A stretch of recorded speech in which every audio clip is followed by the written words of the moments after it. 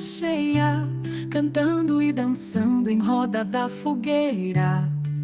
Na mata, numa clareira, conexão coletiva e autoconexão.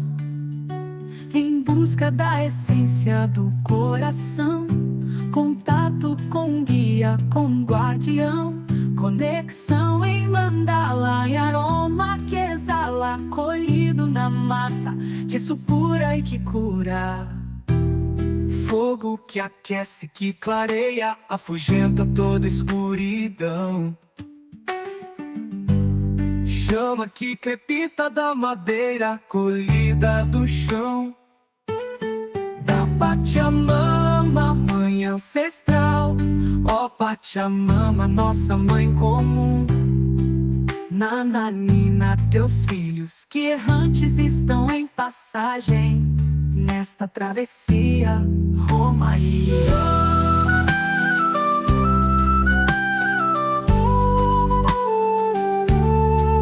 Somos poeira das estrelas na imensidão, sopra teu sopro em nossa alma.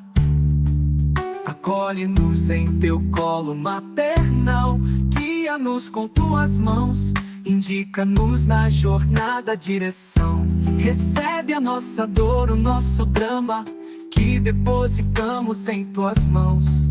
Transmuta, transcende, reacende a nossa chama para reaquecer o coração. Na cadência do tambor, segue pulsando nosso coração. Mantras ancestrais abrem nossos canais, gerando conexões com quem a partilha da vivência. Com a mãe terra que acolhe, que nutre, principalmente autoconexão, quer flui direto ao nosso coração.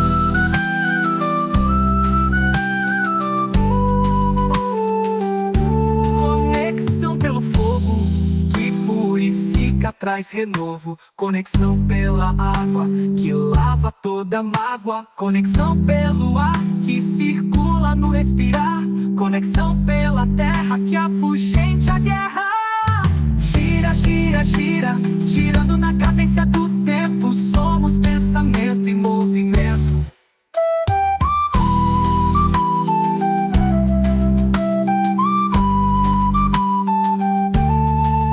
Somos poeira das estrelas na imensidão, sopra teu sopro em nossa alma. Acolhe-nos em teu colo maternal, guia-nos com tuas mãos, indica-nos na jornada a direção. Gira, gira, gira, nosso drama a direção.